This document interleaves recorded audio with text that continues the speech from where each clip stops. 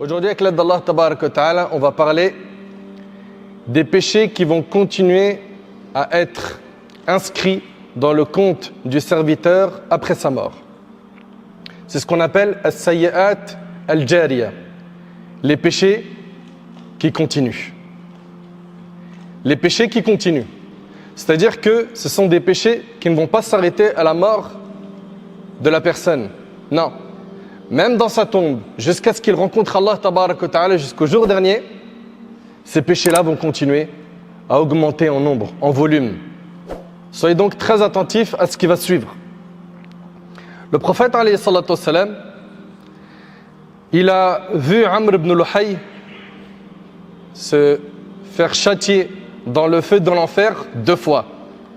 Une fois quand il était dans son voyage nocturne et l'ascension, et une fois lors de Salat al-Kusuf. Et cela est dans des recueils authentiques. Mais qu'est-ce qu'a fait Amr ibn Luhay pour se voir traîner ses entrailles en enfer et goûter à ce châtiment douloureux? Effectivement, le prophète sallam dans Sahih al-Bukhari, selon Abu Hurayra radiyallahu anhu, il l'a vu traîner ses entrailles en enfer. On parle ici d'un homme que peut-être certains parmi vous ont déjà entendu son nom. Il s'appelle Amr ibn Luhay. Amr ibn Luhay, c'était le chef de la tribu de Khuza'a. Khuza'a, ils avaient comme honneur et comme privilège d'avoir le mérite d'être au service de la maison sacrée. Puis, Amr ibn Luhay part un jour en Grande Syrie.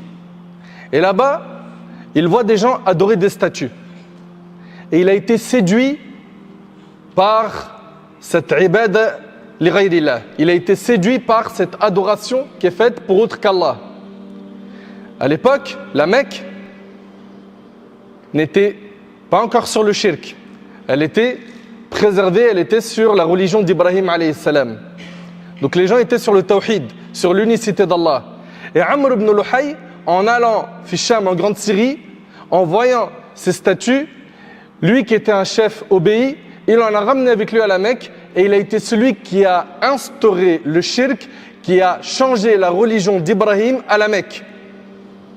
Je ne sais pas si vous réalisez. Et donc, il a été celui qui a introduit le shirk, le fait d'associer Allah subhanahu wa ta'ala à Mecca. Amr ibn Luhay donc a été celui qui a initié ce shirk à Mecca. Et le prophète alayhi salatu wassalam l'a vu traîner ses entrailles en enfer. Jaza'an wifaqa, nous dit Allah tabaraka wa ta'ala, comme rétribution équitable. Et ce qu'il faudrait en fait comprendre, c'est que la personne qui fait rentrer le mal quelque part, que ce soit dans la croyance des gens, en les faisant douter d'Allah tabaraka wa ta'ala, en les amenant vers l'apostasie, ou bien en les amenant vers les grands péchés, ou les innovations religieuses, toute personne qui est le moteur de ce mal, qu'il sache que ces péchés ne s'arrêteront pas s'il ne s'est pas repenti après sa mort. Ils continueront d'augmenter dans sa tombe tant que les gens font le péché que lui-même a initié ou qu'il a partagé. Je ne sais pas si vous réalisez. C'est-à-dire que tout comme il y a des sadaqat jariya, des aumônes qui continuent après la mort, comme quelqu'un par exemple qui a investi dans la construction d'une mosquée ou bien un puits, et que les gens profitent de ce puits, ils vont consommer de l'eau, ils vont faire les ablutions, ou bien ils vont aller dans cette mosquée et ils vont prier, ils vont faire des adorations. Lui, il récolte des bonnes actions, même quand il est dans sa tombe. Tout comme il y a des bonnes actions qui continuent après la mort, il y a également des péchés qui continuent après la mort. Et il faut s'en méfier. Allah tabaraka wa ta'ala, il nous parle du jour dernier. Il nous dit azza wa jal wa wudi'a al-kitab fatara al-mujrimina mushfiqina mimma fihi wa yaquluna ya waylatana ma li hadha al-kitab la yughadiru saghiratan wala kabiratan illa ahsaha wa wajadu ma 'amilu hadira wa la yadhlimu rabbuka ahada. On déposera le registre des actes de chacun dans sa main. Et on verra ceux qui se rendaient coupables de kufr, ceux qui se sont rendus coupables de kufr, effrayés par son contenu. Ils vont être effrayés par leur registre. Et qu'est-ce qu'ils vont dire? Ils vont dire, malheur à nous, qu'a donc ce livre? à n'omettre aucun péché mineur ou majeur sans le mentionner. Ils vont être choqués de voir que dans le registre qu'ils vont recevoir le jour du jugement, tout ce qu'ils ont fait comme petit péché, grand péché, tout a été mis à l'écrit. Rien n'a été oublié. Tout ce qu'ils ont accompli leur sera exposé. Ton Seigneur ne lèse personne. Comprenez qu'Allah tabaraka ta'ala n'est injuste envers personne.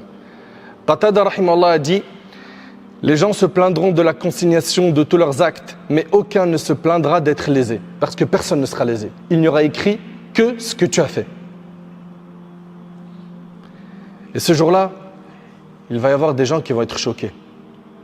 Ils vont être choqués du volume des péchés qu'ils ont accumulés, de la quantité folle de péchés qu'ils ont dans leur compte. Des péchés qu'ils n'ont pas fait eux-mêmes. C'est-à-dire qu'ils ne les ont pas directement faits, mais ce sont des péchés auxquels eux, ils ont appelé. Comme quelqu'un, par exemple, qui a partagé sur TikTok une vidéo où il y a une femme qui est exhibée, qui est habillée d'une manière qui ne convient pas à notre religion.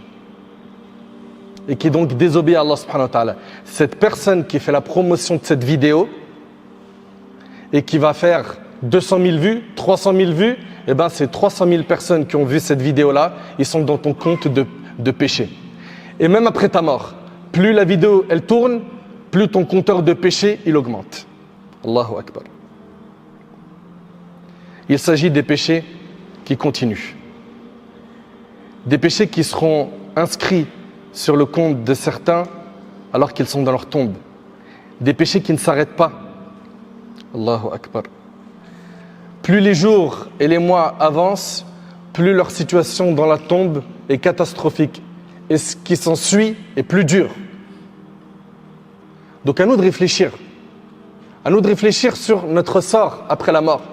Si on est soucieux de notre sort après la mort, qu'on tire le frein à main, qu'on s'arrête, qu'on maîtrise notre ego, même si il y a des tentations, même si c'est difficile dans notre contexte, qu'on s'accroche, parce que la récompense elle est grande. Et en même temps le châtiment il est trop douloureux. Allah Ta'ala il dit: لِيَحْمِلُوا أَوْزَارَهُمْ كَامِلَةً يَوْمَ الْقِيَامَةِ وَمِنْ أَوْزَارِ الَّذِينَ يُضِلُّونَهُمْ بِغَيْرِ عِلْمٍ أَلَا سَاءَ مَا يَزِرُونَ. Il en est ainsi, afin qu'au jour de la résurrection, ils portent l'intégralité des fardeaux de leurs péchés, ainsi qu'une partie des fardeaux des gens qu'ils égarent sans savoir. Combien est mauvais ceux qu'ils porteront. Mujahid rahimallah a dit: ils porteront leurs péchés et les péchés de ceux qui leur ont obéi, sans que cela ne diminue aucunement le châtiment de ces derniers. Allahu Akbar. Allahu Akbar. Allah Ta'ala il dit: وَلَا يَحْمِلُنَّ أَثْقَالَهُمْ وَأَثْقَالًا مَعَ أَثْقَالِهِمْ وَلَا يُسْأَلُنَّ يَوْمَ الْقِيَامَةِ عَمَّا كَانُوا يَفْتَرُونَ. Par Allah, ils porteront leurs propres fardeaux, ainsi que d'autres fardeaux en plus des leurs. Et ils seront interrogés au jour de la résurrection sur les mensonges qu'ils inventaient. Ces gens-là, quand on réfléchit, ils ne se sont pas limités à leurs péchés, ils veulent même les péchés des autres. Alors que Wallah, tes péchés déjà, c'est trop dur déjà de les assumer. Juste nos péchés, c'est trop dur de les assumer. Vous êtes d'accord avec moi? Chacun il connaît sa propre personne.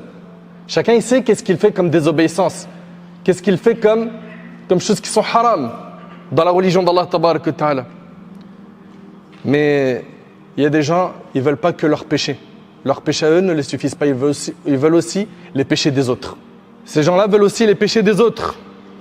Le prophète alayhi salatu wassalam, dans le hadith rapporté par Muslim a dit: et quiconque appelle à un égarement portera le même péché que ceux qui le suivent, sans que cela ne diminue quoi que ce soit de leurs péchés.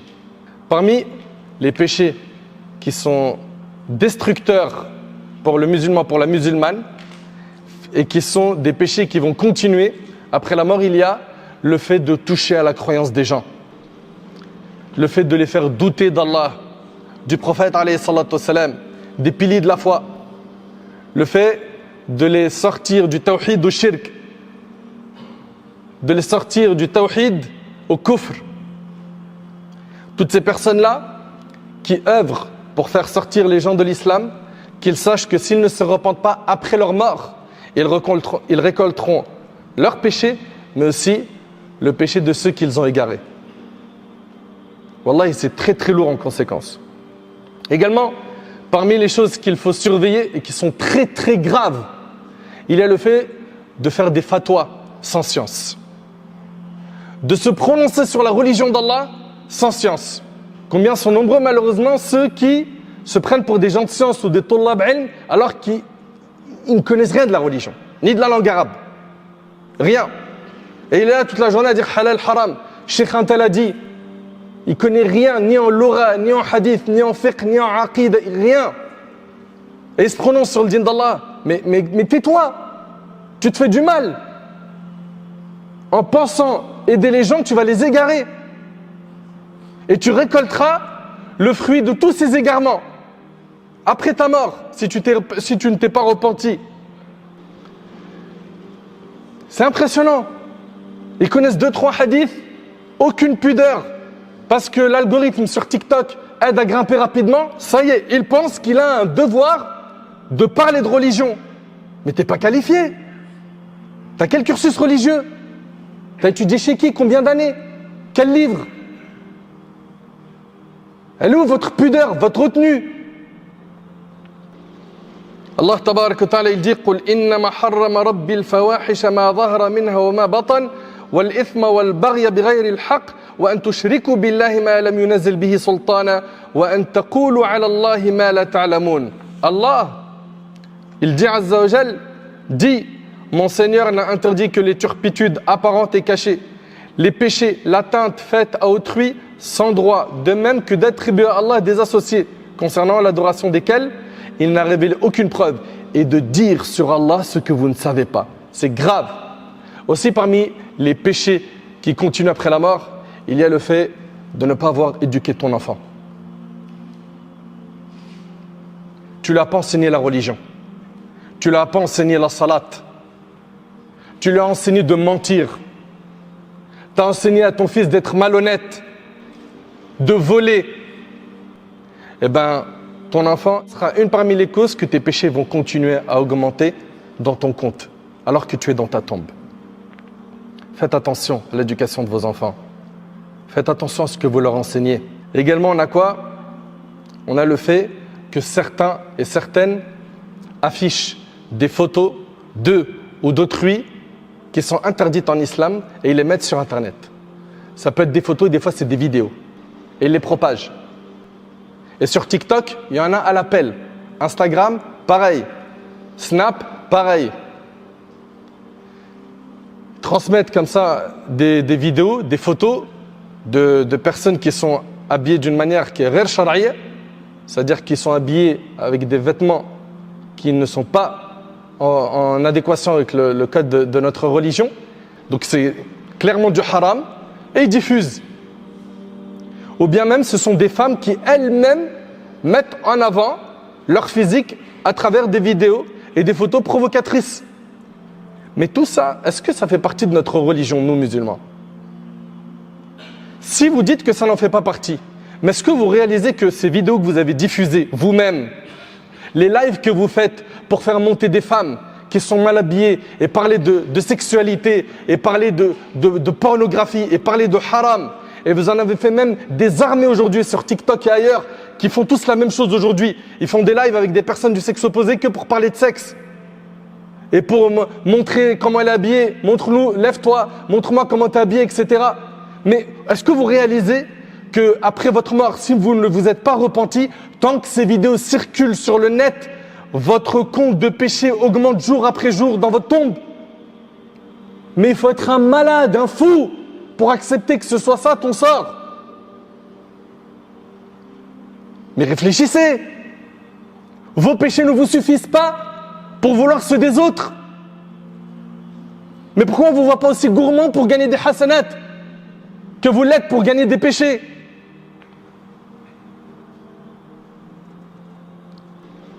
Ou bien c'est des groupes WhatsApp ou des groupes Telegram. Aujourd'hui tous, ils ont des groupes Telegram. Et dans le groupe Telegram, je me lâche. Et c'est mon carré VIP. Je leur montre mes péchés, ou je diffuse des péchés, ou des insultes de mère, des gros mots à tout va. Ou bien lui-même, il fait des vidéos toute la journée où il insulte les mères de tout le monde. Et il est hyper connu, il est aimé. Et les gens lui donnent de la force et ils le soutiennent. Ah, c'est un bonhomme. toute façon, c'est pas difficile.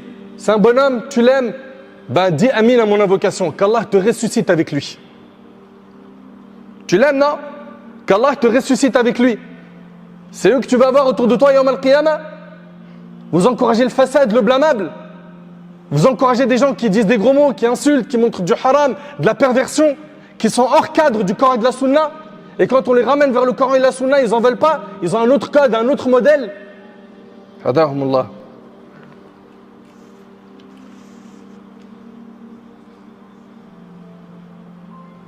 Toutes ces personnes qui prennent des vidéos, des photos ou des messages écrits et qui diffusent du poison, des péchés, qu'ils sachent que s'ils ne se repentent pas avant de mourir, ça sera comptabilisé dans leur compte de péché.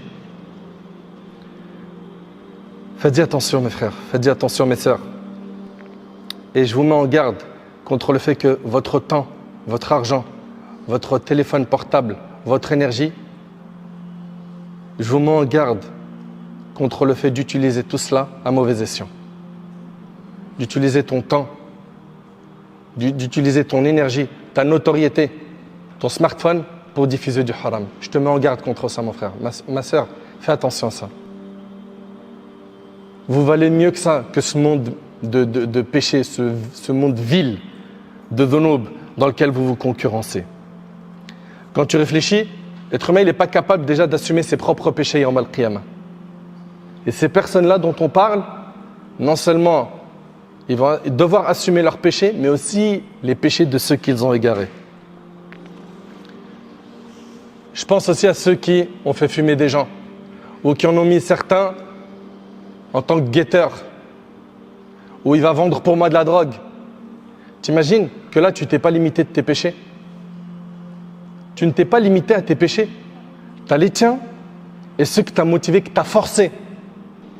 Il y en a même, ils sont menacés. S'il ne vend pas de la drogue pour un tel, il se fait taper. Toutes ces personnes qui ont appelé au haram, pareil pour les rappeurs ou d'autres influenceurs qui ont fait n'importe quoi, toutes ces personnes-là qui jusqu'à maintenant ont leur contenu qui est diffusé jour après jour, s'ils meurent sans se repentir du haram qu'ils ont diffusé, qu'ils sachent qu'ils seront choqués le jour du jugement. Qu'ils seront choqués du nombre des péchés qui les attend. Allah tabarak wa ta'ala dit Ya ibadi, innama hiya a'malukum, uhsiha lakum thumma uwaffiyakum iyyaha. Faman wajada khayran falyahmadillah wa man wajada ghayra dhalik fala yalumanna illa nafsah. Allah subhanahu wa ta'ala dit, ô mes serviteurs, ce sont vos actions que je comptabilise pour vous. Et je vous les présenterai. Quiconque trouvera dans son registre du bien, qu'il remercie Allah. Et quiconque trouvera autre que du bien, qu'il ne blâme que sa propre personne. C'est à cause de toi. Allah Ta'ala il dit Innal ladhina yuhibbuna an tashi'a al-fahishatu fil ladhina amanu lahum 'adhabun alimun fid dunya wal akhirah. Ceux qui aiment que la turpitude c'est la fornication mais aussi tout ce qui est mauvais et blâmable. Écoute bien le verset. Ceux qui aiment que la turpitude, donc ce qui est blâmable, ce qui est haram, ceux qui aiment que la turpitude se propage parmi les croyants subiront un châtiment douloureux ici-bas et dans l'au-delà. Allah sait et vous ne savez pas. La menace concerne celui qui, en son cœur, aime que cela se produise. Alors que dire de celui qui s'y emploie, qui se défoule, pourquoi? Pour propager le haram. Craignons donc Allah tabarak wa ta'ala car le châtiment d'Allah tabarak wa ta'ala est douloureux. Et personne parmi nous pourra assumer le châtiment d'Allah tabarak wa ta'ala. Est-ce que ces gens-là pensent aux conséquences de leur acte? Toute personne qui a diffusé du haram dans sa vie ou qui a propagé le haram, que ce soit sur internet ou ailleurs, qu'il se repente et qu'il sache qu'Allah tabarak wa ta'ala accueille le repentir. Qu'il sache qu'Allah tabarak wa ta'ala se réjouit du repentir de son serviteur. Qu'Allah aime ceux qui se repentent et il aime ceux qui se purifient. Et bien évidemment, toute personne qui veut se repentir du haram qu'il a commis, il faudra impérativement effacer tout le contenu haram qu'il a diffusé et que ce qui a été partagé et ce qui a été partagé par autrui, qu'il fasse ce qu'il peut pour en demander la suppression. Bien évidemment, il y a des choses qu'il ne va pas pouvoir maîtriser, mais qu'il fasse au moins de son possible le maximum pour demander la suppression de ces contenus qu'il a diffusés lui-même et qui a été relayé par la suite. Et toi qui as diffusé du haram un jour dans ta vie, tire le frein à main et le reste de ce qui te reste à vivre, diffuse du bien.